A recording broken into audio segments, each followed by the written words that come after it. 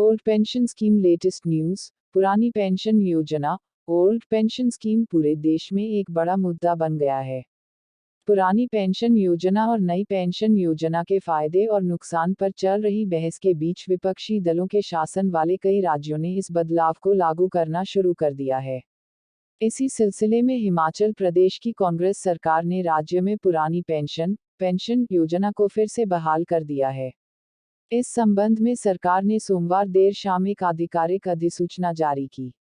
Old pension scheme में यह बदलाव इसी महीने से ओपीएस लागू करने की अधिसूचना राज्य सरकार के मुख्य सचिव द्वारा जारी की गई थी।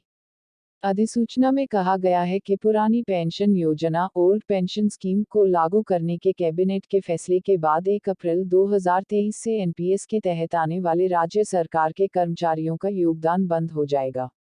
आपको बता दें कि एनपीएस के तहत योगदान किया जाता है नियोक्ता और कर्मचारी दोनों द्वारा। इस मामले में नियोक्ता का योगदान राज्य सरकारों द्वारा किया जाता है। बदलाव के बाद हिमाचल प्रदेश सरकार अपने कर्मचारियों के लिए एनपीएस पेंशन में अंशदान नहीं देगी। कैबिनेट का फैसला जनवरी में ops pension plan. Himachal Pradesh में पिछले साल यानी साल 2022 में विधानसभा चुनाव हुए थे। चुनाव के दौरान कांग्रेस ने ओपीएस बहाल करने का वादा किया था। 2022 के विधानसभा चुनाव में पुरानी पेंशन योजना ओल्ड पेंशन स्कीम की बहाली कांग्रेस के प्रमुख वादों में से एक था। चुनाव के बाद हिमाचल प्रदेश में सुखविंदर सिंह सुक्खू के नेतृत्व में कांग्रेस की सरकार बनी और अब कांग्रेस सरकार ने अपना चुनावी वादा पूरा किया है। इस संबंध में फैसला 13 जनवरी 2023 को पहली कैबिनेट बैठक में लिया गया था। उसके बाद पेंशन के बारे में 17 अप्रैल 2023 को इसकी अधिसूचना जारी की गई है। Old pension scheme latest update. राज्य सरकार के इस फैसले से न केवल हिमाचल प्रदेश के मौजूदा सरकारी कर्मचारियों को लाभ होगा, बल्कि इससे कई सेवानिवृत्त कर्मचारियों को भी लाभ होने वाला है। 20 साल या उससे अधिक समय तक काम करने वाले कर्मचारियों को अब मूल वेतन का 50% और महंगाई भत्ते के बराबर राशि पेंशन के रूप में मिलेगी। साफ है कि प्रभावित कर्मचारियों की पेंशन बढ़ने वाली है। पुरानी पेंशन योजना ओल्ड पेंशन स्कीम बदलाव 20 साल पहले हुआ था।